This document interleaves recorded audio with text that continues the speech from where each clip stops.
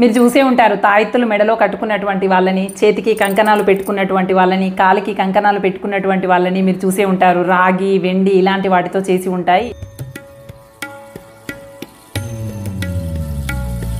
ఈ నాడులని ప్రేరేపింప చేయటం కోసమే ఈ చేతికి కంకణాలు కట్టడం కానీ, కాలుకి కడియాలు వేయటం కానీ చేస్తూ ఉంటారట.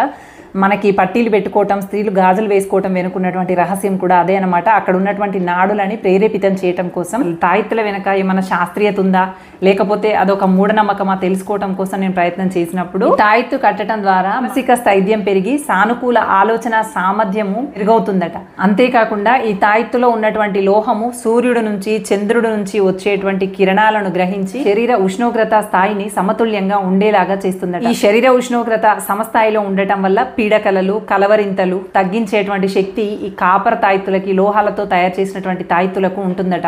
ఎంత వరకైతే సూర్యకిరణాలని, చంద్రకిరణాలని గ్రహించాలో అంత మేరకే గ్రహించి ఈ వ్యక్తి శరీర ఉష్ణోగ్రతని సమతుల్య స్థితికి తీసుకొస్తాయట. అప్పటి నుంచి ఈ నిద్రలో కలవరింతలు కానివ్వండి, భయపడ్డాలు కానివ్వండి, ఇవన్నీ పోతాయని చెప్పి మన పెద్దలు నమ్మేవారట.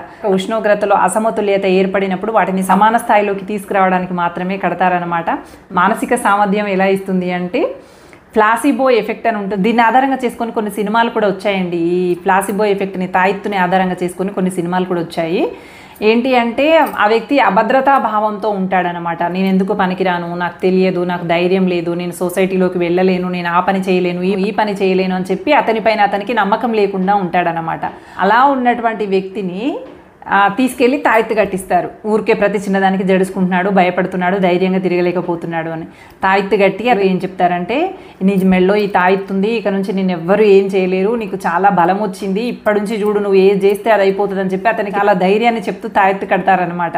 ఇక నువ్వు దేనికి భయపడకు, ఇగో నీ మెడలో తాయెత్తు ఉందిగా, అదే నిన్ను కాపాడుతుంది అని చెప్పి అతనికి ధైర్యం చెప్పి పంపిస్తారు. నాకు ఏమీ కాదు అన్న ధైర్యంతో అతను చేయాలనుకున్నటువంటి పనిని అంతా ధైర్యంగా చేస్తూ ముందుకు వెళ్ళిపోతూ ఉంటాడు. దీని ఆధారంగా సినిమా కూడా వచ్చిందండి. వాత, కఫ, పిత్త దోషాలు ఇవేవైనా కానీ మన శరీరంలో మూడిట్లో ఏవి ఇంబ్యాలెన్స్ అయినా కూడా శరీర ఉష్ణోగ్రతల్లో మార్పులు వస్తాయన్నమాట. ఆ మార్పు విపరీతంగా మారినప్పుడు పీడకలలు కానీ, నిద్రలో కలవరింతలు కానీ ఇలాంటివి వస్తూ ఉంటాయన్నమాట. వీటిని నిరోధించడం కోసము మన పెద్దవాళ్ళు ఇలా శాస్త్రీయబద్ధంగా సూర్యకిరణాలని, చంద్రకిరణాలని ఈ తాయెత్తు గ్రహించి హృదయ నాడి ద్వారా మనకి ప్రసరింపచేస్తుందన్నమాట. ఎంత అద్భుతమో అనిపించింది నాకైతే దీని గురించి తెలుసుకున్న తర్వాత. అలాగని తాయెత్తులను నమ్ముతూ ఎవరు పడితే వాళ్ళు కొంతమంది మంత్రాలని, ఇవని అవని ఏవేవో చేసి కడుతుంటారు. అవి మాత్రం నమ్మకండి. మళ్ళీ మూఢత్వంలోకి వెళ్ళకండి. మూఢనమ్మకం వేరు, శాస్త్రీయత వేరు. ఇవి రెండు తెలుసుకొని ప్రవర్తించాలి. తెలుసుకోకుండా మూఢంగా ప్రవర్తిస్తూ మూఢభక్తితో ఇది కట్టుకుంటే పోతుంది, అది కట్టుకుంటే పోతుంది, డాక్టర్ దగ్గరికి వెళ్లకుండా తాయెత్తులతో తగ్గిపోతుంది అని చెప్పి మాత్రం మూఢత్వంగా భావించకండి. డాక్టర్ దగ్గరికి వెళ్ళండి, చూయించుకోండి, అంతే తప్ప తాయెత్తులనే నమ్మి మాత్రం అనారోగ్యాలని దాచిపెట్టుకోకండి. ఒకప్పటి వాతావరణ పరిస్థితులు, ఇప్పటి వాతావరణ పరిస్థితులు, ఒకటి ఆరోగ్య పరిస్థితులు, ఇప్పటి ఆరోగ్య పరిస్థితులు అన్ని చాలా మార్పులు వచ్చాయి. ఒకప్పుడు తాయెత్తుకే తగ్గేది, కానీ ఇప్పుడు తాయెత్తుకు తగ్గనంతటి స్థాయికి పెరిగిపోయింది ఏదైనా కానివ్వండి. అంటే విపరీతమైనటువంటి ధోరణులకి వెళ్ళిపోయాయి అన్ని. తాయెత్తు వెనుక ఏమన్నా సైన్స్ ఉందా లేదా అని తెలుసుకునే ప్రయత్నం మాత్రమే. అనారోగ్య పరిస్థితి ఉంటే పూర్తిగా తాయెత్తును మాత్రమే నమ్ముకొని ఉండకండి. ఎందుకంటే రోజులు మారాయి. ఒకప్పటి రోజులు ఇవి కావు. ఒకప్పుడు ఇంగువ మింగేవాళ్ళు, ఆముదం తాగేవాళ్ళు, ఆముదం నెత్తికి పెట్టుకునే వాళ్ళు, ఉగ్గు పాలు అని చెప్పి గోరోజనాలను పోసేవాళ్ళు, ఏవేవో చేసేవాళ్ళు. ఇప్పుడు అవన్నీ పడట్లేవు కదా. ఒకప్పటి రోజులకి ఇప్పటి రోజులకి తేడా ఉంది. కాబట్టి ఈ రోజులకు తగ్గట్టుగానే మనం కూడా వ్యవహరించాల్సినటువంటి అవసరం ఉంటుంది. ఇంకా సాంబ్రాణి వేస్తూ ఉంటాం. ఈ సాంబ్రాణిలో కూడా కల్తీ వచ్చేసింది. ఎక్కడండి కల్తీ లేనిది బాబోయ్. సుగంధ ద్రవ్యాలైనటువంటి దాచిన చెక్క, లవంగాలు, ఏలకులు కూడా కల్తీ చేస్తున్నారు. ఇదేం మాయదారి కల్తీ రోగము. అరే ప్రతి దాని మీద కల్తీనే. చివరికి సాంబ్రాణిలో కూడా కల్తీ చేస్తున్నారండి. ఏంటో లోకం ఎటుపోతుందో అర్థం అవ్వట్లేదులే. కానీ సాంబ్రాణి వెనుకున్నటువంటి రహస్యం ఏంటి అంటే, సాంబ్రాణి వాసన పీల్చుకున్నప్పుడు మన లోపల నాడులు ప్రేరేపితం అవుతాయి. ఒక హ్యాపీ మూడ్లోకి తీసుకెళ్తాయి మనల్ని. ఆ నాడులు ప్రేరేపితం అవ్వడం వల్ల రక్త ప్రసరణ మరింతగా జరిగి మనం ఒక హ్యాపీ మూడ్లోకి వెళ్ళిపోతాం అనమాట. చాలా ప్లెజెంట్గా అనిపిస్తుంది. దాంతో మానసికంగా మరింత ఉత్సాహంగా ఉంటాం. ఒత్తిడిని నివారించి డిప్రెషన్లోకి పోకుండా మనల్ని కాపాడుతుంది అనమాట.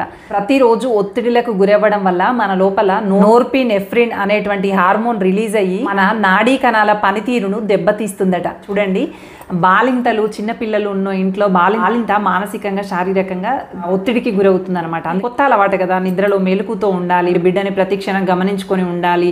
ఇలా శారీరకంగా శారీరకంగా మానసికంగా 2 రకాల ఒత్తిడులు ఉంటాయన్నమాట.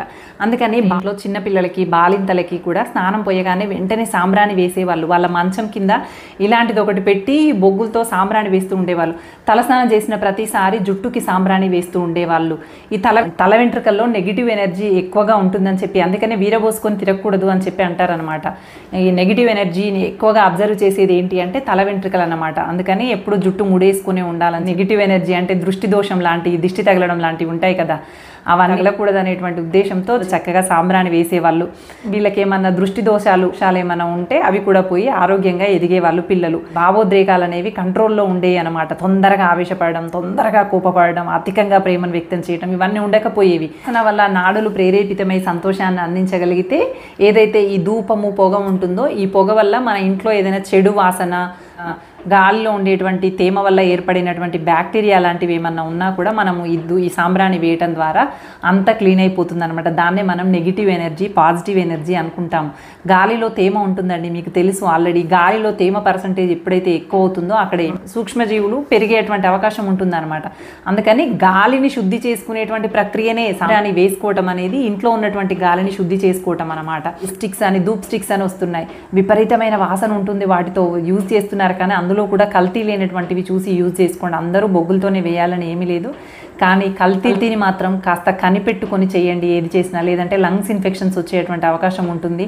మంచి సాంబ్రాణి స్టిక్స్ కానీ మంచి సాంబ్రాణిని కానీ వాడేటువంటి ప్రయత్నం చేయండి. ఇవ్వండి మన సంప్రదాయంలో ఉన్నటువంటి శాస్త్రీయతని నాకు తెలిసిన రీతిలో మేము ముందుకు తీసుకొచ్చేటువంటి ప్రయత్నం చేశాను. Thank you for watching. Bye.